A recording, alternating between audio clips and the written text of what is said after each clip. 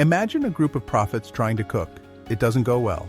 They gather random herbs, throw them into a stew, and only after a few bites does someone say, this might be poison.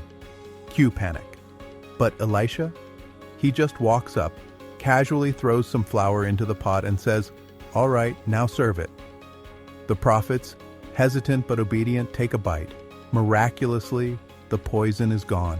The moral? Sometimes all you need is faith and better culinary skills. Elisha is chilling when someone brings him 20 barley loaves and some fresh grain. Not a bad gift, right? Except there are 100 hungry men staring at him like he's holding a 5-course meal. His servant does the math and says, this isn't enough. But Elisha? He just smiles and says, "Go ahead and serve it. There'll be leftovers." And sure enough, as they start passing out the food, it miraculously multiplies. Everyone eats until they're stuffed, and, just like Elisha said, there are leftovers. Sound familiar?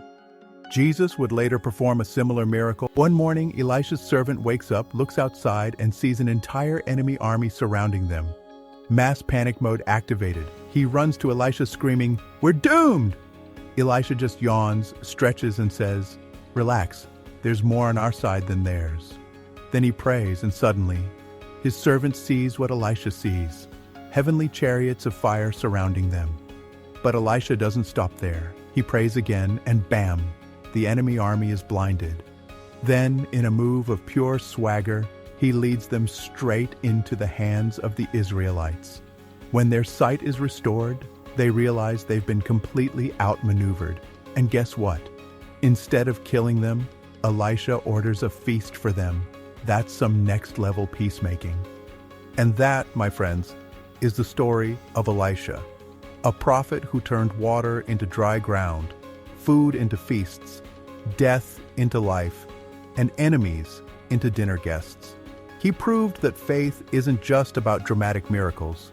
It's also about trust, obedience, and knowing that sometimes the most powerful move is the simplest one. So, next time you face a problem, ask yourself, what would Elisha do? Chances are, he'd just trust God and maybe throw something into the river.